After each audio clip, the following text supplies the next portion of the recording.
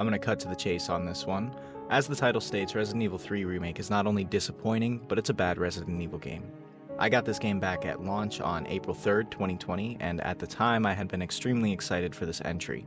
I kept up with a lot of news on the game and community theories that had been circulating at the time, and though I never played the 1999 classic myself at the time, I knew how loved the original was by long-term fans of the series.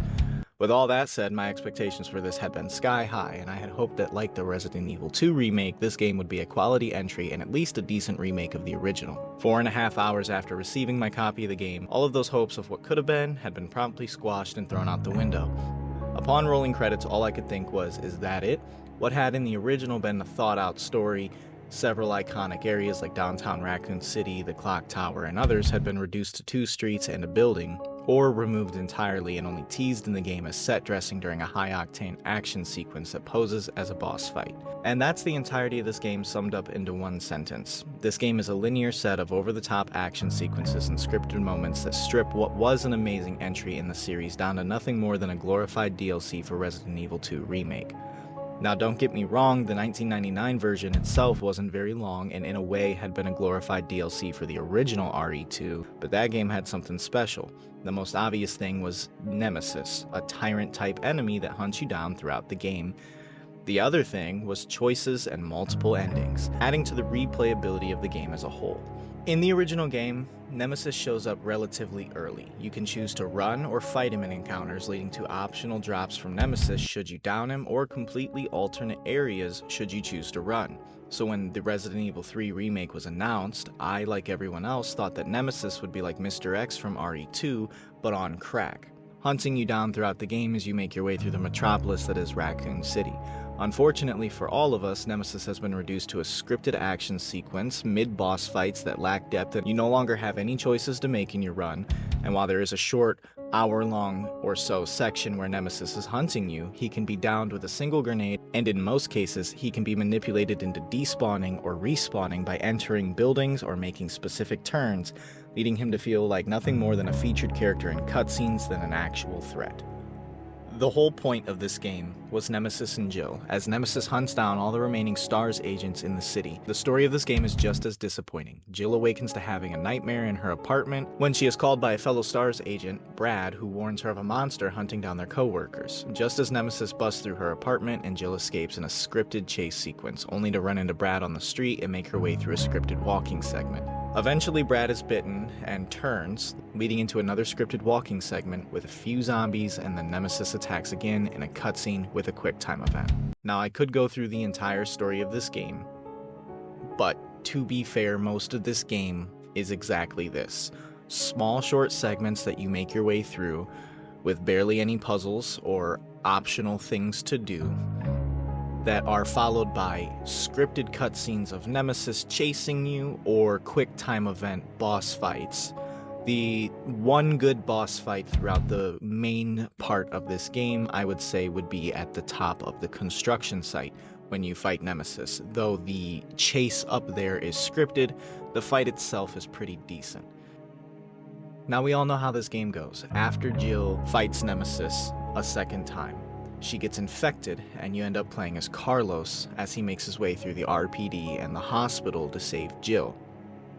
This all takes place just outside of the clock tower that was cut for the remake after the boss fight where he's turned into a dog. See, none of it really seems to make any sense. It feels like it was thrown together in a fan servicey type of way that just didn't really pan out. All of this culminates at the end once Jill is cured by Carlos, awakens in the hospital, and they eventually escape before the city is hit by a thermonuclear missile. All the while throughout this game, Jill is being slowed down by Nikolai, the antagonist of this game besides Nemesis, who in my opinion is a very cut-of-the-mill, bad-to-be-bad, boring antagonist. The only thing that caught my attention with him was the voice acting, as I am a fan of the voice actor who plays him. The rest is just very bland and over the top. For me, a little too over the top for even Resident Evil, a series known and praised for its cheesy, over the top villains. Another thing I would like to criticize is the final boss fight. The final boss fight shows Nemesis transforming into his final form, which Resident Evil Requiem did a similar thing with Victor Gideon, though I think that was pulled off a little better. In this boss fight, Jill shoots a couple weak points on the boss and then annihilates him with a giant laser gun in a cutscene. While it's cool, I think that this could have all been done a lot better. The main portion of this game finds you running through 2 streets and a couple of buildings, several back-to-back cutscenes and boss fights, working your way through a different level, and then several more back-to-back boss fights. For me, this just felt very lazy and boring in comparison to the other entries, especially the original.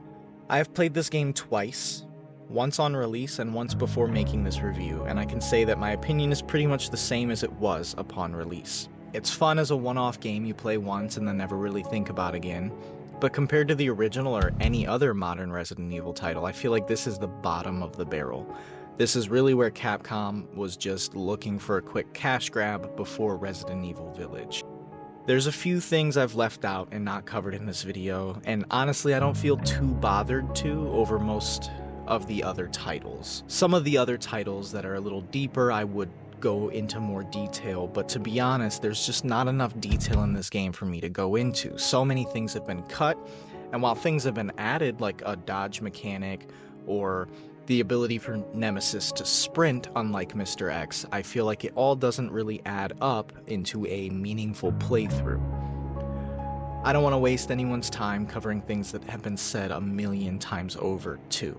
Now, fortunately, I believe Capcom has learned from their mistake with this title, as I think the Resident Evil 4 Remake, Resident Evil 9, and Pragmata, which I will be doing a review on in the near future, is all very good in their own right.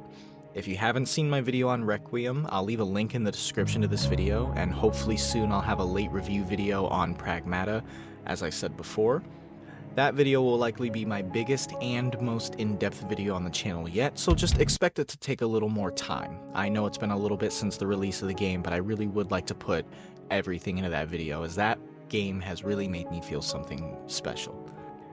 Eventually, I'd like to cover the Resident Evil 4 Remake as well, and currently I'm playing the new LEGO Batman Legacy of the Dark Knight, so expect a review up on that at some point too, or at least a thoughts and impressions. Until then, I hope you all have a great day.